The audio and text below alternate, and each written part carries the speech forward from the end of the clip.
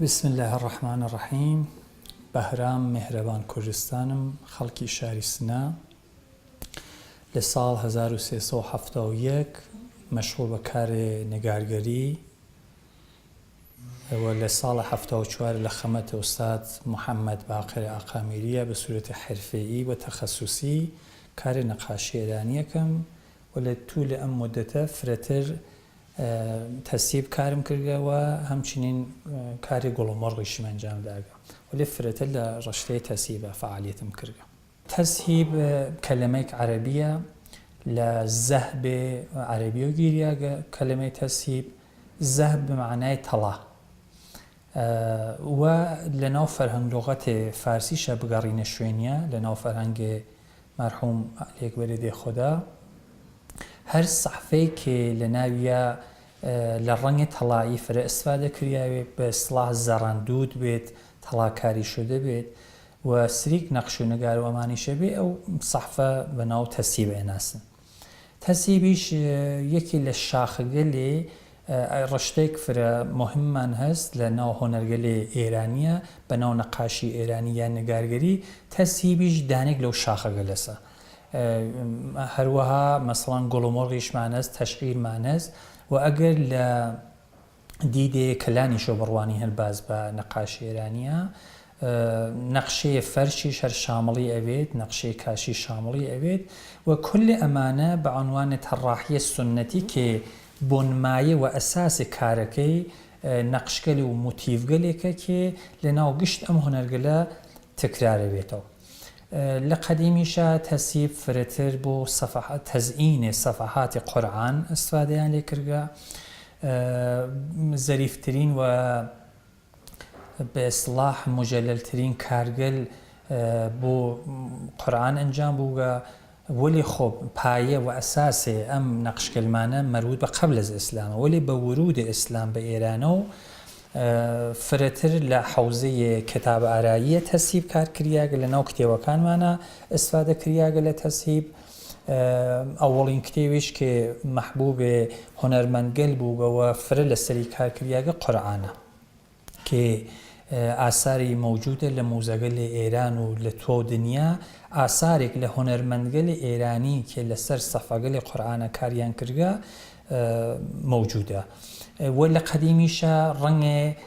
کە بۆ تەڵایی ئستفادەیان کرد، واقعەن هەر تەڵایە نابووە خالص بووگە، بە ڕەوشکەلێک ئەهاتن تەڵایان دروستە کرد،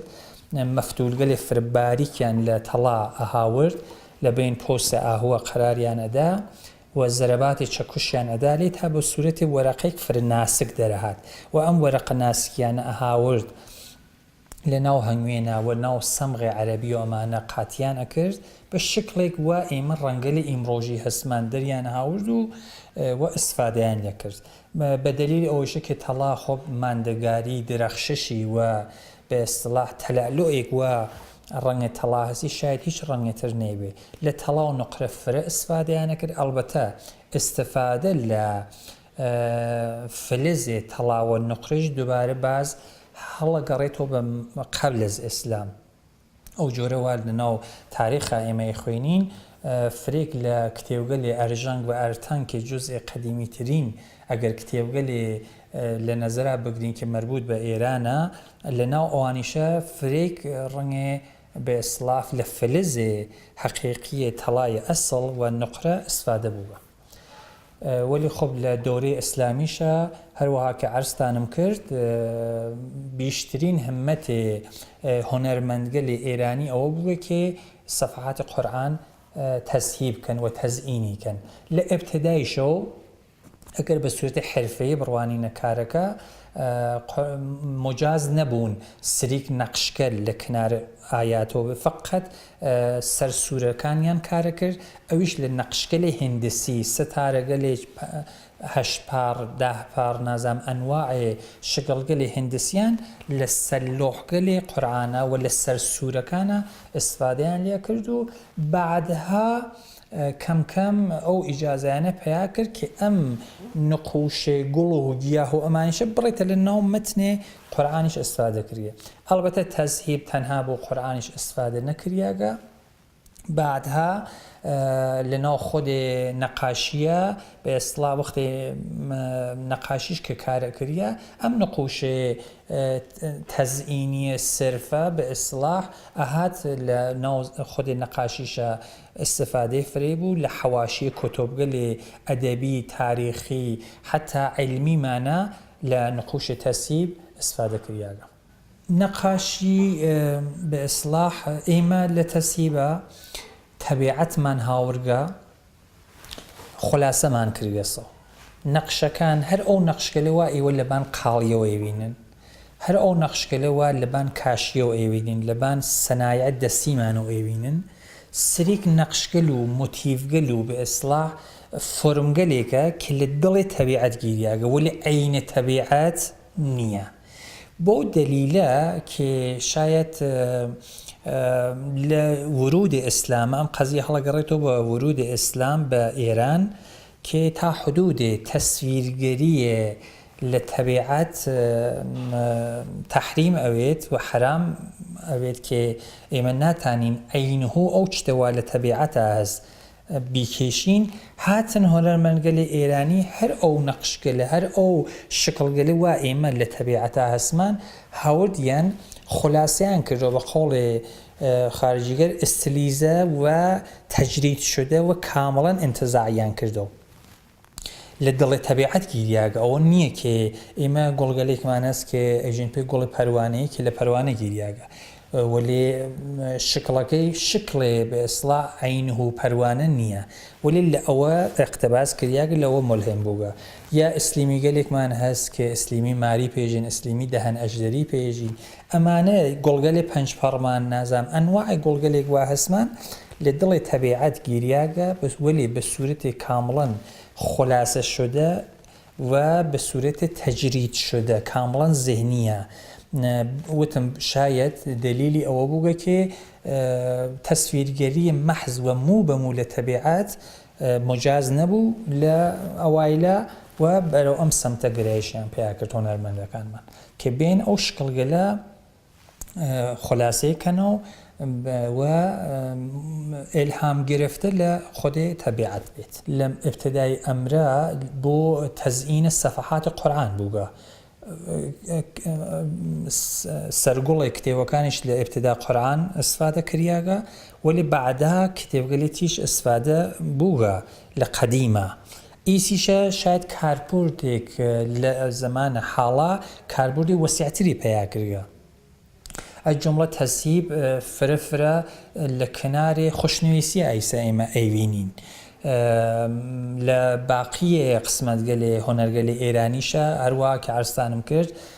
بيش از حد لناو صناعي دسي مانا مثلا لقلمزانيا هل لم نقش كلا هل لم فرم قلا استفاده كرغي لخاتمه استفاده كرغي نابيا لكاري شيشه لكاري تشي وفلز لانواع دست ساخته گلی هنرگلی ایرانی که بناو صنایع دستی ایم ایناسین نقش فر مهمی هست ل عصر حاضره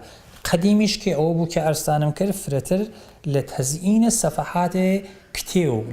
بناو کتاب آرایی ایم ایناسین لوان استفاده کردیم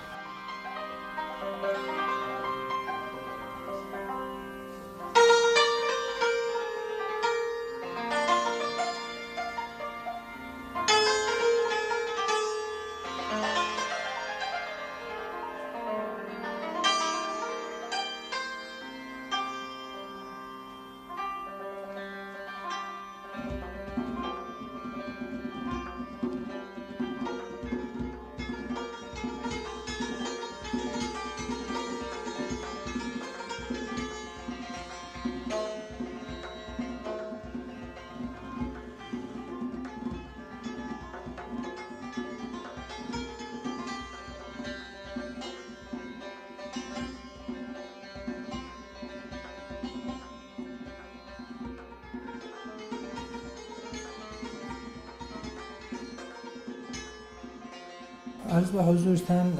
علاقمندی به کار تسیب و نگارگری حالا گریتو به سال 1371 لتربیت معلم هنره که بوم استادک من بود که یەکی لە واحدگەلی دەرسیمان کە بوو بە ناو ئاشنایی بە سەنایە دەستی ئوستاد ئەبولفەزل زابح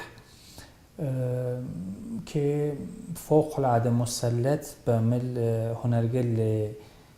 ئێرانیا بوون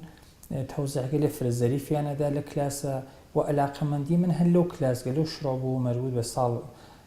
عەرزم کرد 1371 مقدمات ئەوەڵیەی تەسیب من تەکاغی جەواد سادقیە کار کرد هەر لە دەورانی تربیەت معالم ڕشتەی هونەر لە تارانە علاقەمەندیم شڕۆ بوو و شڕۆم کرد بە کارکردن و لە ساڵ 1372 چون بە ئیسڵا واحدی دەرسیمان بوو کە ئاشنایی تەک سەنایە دەستیە بوو کارێ تەسیبم شڕۆ پێ کرد و بعد بووە بە شکڵی حرفی بعدەن لە ساڵ 74 کە چوومە مەحزەرێ ئوستاد محەممەد باقر ئاقامیری و بە سورەتی حرفەیی و تەخەسوسی تا بە ئیمڕۆژ مەشغوڵ بە ئەم هونەرمە خۆشبەختانە بە واسطەی ئوستادگەلی فرەخاسێک وە لە سەتحی کەشوەرە هەسمان و هەروەها بەرگوزاری 2 ساڵانەگەلێک بە ناو 2 ساڵانەی نێگارگەری یا نەقاشی ئێرانی لە سەتحی کەشوەرە خەریکە بەرگوزار ئەوێت حدود شایبژم 10-11 دەورەس خەریکە بەرگوزار ئەوێت ئەمە باعث بوو کە ڕۆشتی فەوقالعادە پێیاکە ڕشتەی تەسیب جوانگەلی فەوقالعادە خۆشزەوق خەریکن ئەم ڕشتە کار ئەکەن ڕشتی فەوقالعادەی پێیا کردێ لە ئەم مدەتە کە عەرز دەکەم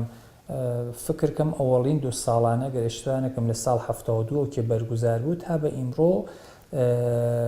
تعدادی تەسیب کارگەل لە سەتحی کەشوەرە فوقالعادە فرز ئەم ڕشتە هەتا لە کشوەرگەلی تریشە کشوەرگەلی هەمجەوار وەک تورکیە هەروەها کشوەرگەل عەرەبی ئەمارات ئەکسەری کشوەرەکان ڕشتەی تەسیب لە ئەتانم بێژم 10-15 ساڵی ئەخیرە ڕشتی فەوقالعادەی کردگە و بەعنوانی هۆنەرێک واقعاً فاخر و پڕمایە شناختە شودەست هەم لە کشوەر خۆمانە ئێران و هەم لە وڵاتگەلی ترە ئەکسەری کارگەلی هۆنەری مەخسووسەن کارەکەی ئێمە بە ئیسڵاح فرەتر ئەهلی خەڵوەتە چۆن کارێکە کەیتەک ڕۆحیە و زرایفی ڕۆحی ئینسانە سەرۆکاری هەست بیش ئەز حەد ئینسان ئیحساسی ئارامش ئیحساسی ڕۆحیەک فرەخۆش بە ئینسان دەستئات خەڵوەتێک خاصی خۆی هەست مەخسووسەن ئەسەن کۆلەن شاید ئەتان بێژم هونەرگەلی شەرقی بۆ جۆرەسە فرە ئەهلی شلۆغکاری و بە ئیسڵاح ئەمانە نییە وە فرەتر ئینسان دەروونگراتر ئەوێتەوە چۆن زەرایف و ڕێزەکاریگەل و دقەتی فریشی گەرەکە کاری تەسیب بۆ دەلیلە فرە احتیاجی هەست بە محیتێک ئارام محیتێکی سەرشار لە ئارامش بێت و سەرشار لە تۆمانینە و ئەمانە بێت بۆ دەلیلە وەختێکیش تۆ ئەبینیت ساعەتها غەرقی کاری بدونەوەکی گوزەری زەمان حسکەیت یەکی لە خسڵەتگەلێکە کە هونەری تەسیب هەستی ئەوەسە کە واقعاً ئینسان سەبور و بە تەحەمموڵی بانە و بار تێرێت و ئەو بە ئیسڵاح قەرینە سازیگەلە و ئەو زرایفە کارە ئەنزەباتێک هەم واقعاً جسمی و ڕۆحی بە ئینسان ئات و ئینسان ئیحساسی فەوقالعادە خۆشێکی هەست من لە ساڵی 1380 بە تاکید و تەوسیە ئوستادەکەی خۆم ئوستاد محەممەد باقر ئاخامیری کە فەرموویان حتمما ئەم هونەریشە لە ئوستان کورسانە و لە شاری سنە ڕەونەق بگرێت فەرموویان کە کلاس دابنم و لە ساڵ 80 تا بە ئیمڕۆژ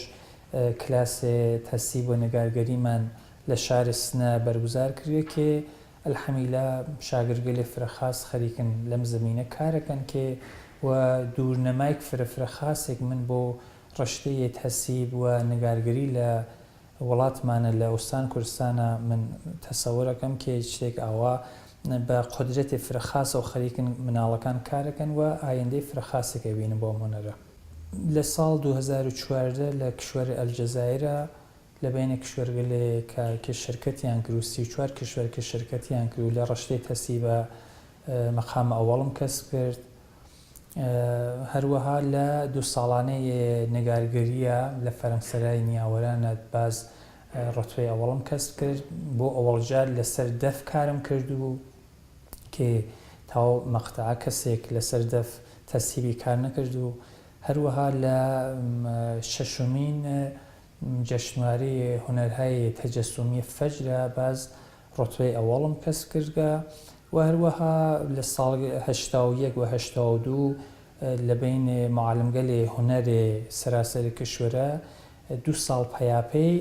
باز ڕۆتبەی ئەوەڵم کەسب کردگە لە ڕشتەی تەسیبە. هۆنەری تەسیب یەکی لە ڕشتەگەل و یەکی لە هۆنەرگەلی فرە زەریف و ئەسیلێ ئێرانیە و ڕیشێک فرە کۆنی هەست هەر لە قەدیم الەیام و هەر لە قەبل ئیسلام هەروەکی عرستانم کرد ئەم هۆنەرە وجودی بووە بە ئیسلاوەلی خۆب لە دەوری ئیسلامیە ڕۆنەقی فرێکی گرگە. هەروەها ئێمە ئەتانین ئەم ڕشتە